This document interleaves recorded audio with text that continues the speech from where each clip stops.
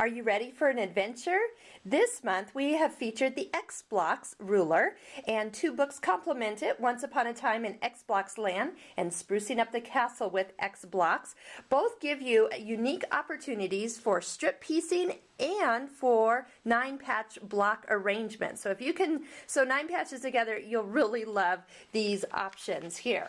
So for example, once you start, you'll start with sewing 9 blocks together there. And then when you put the X block ruler on the block, lining up with the marked lines, cutting off these as they will be called extras and used later in with borders and other block styles, so nothing actually goes to waste when using this particular ruler. You will get a block that looks like this. Can you imagine putting a bunch of those together? They definitely will look totally different without any extra work at all. Now, depending on how you start off with your shapes, they will sometimes have you put together like a strip and 2 different colors here, and then when you actually cut those, you'll get something totally different. Now, sometimes you'll use the ruler with both the front side and then you flip it over and use the back side too.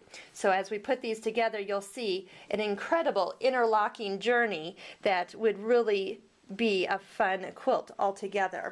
Now, these actually come in 2 different sizes. There's 6.5 sets and then also one set that's 7.5, so giving you a larger quilt faster. They also make a mini, so part of the set, this is the 6.5 mini size, and they actually make a belly button size. Now, a belly button would actually be one of these blocks that would fit inside one of the 9 patches, so really giving you some crazy alternatives.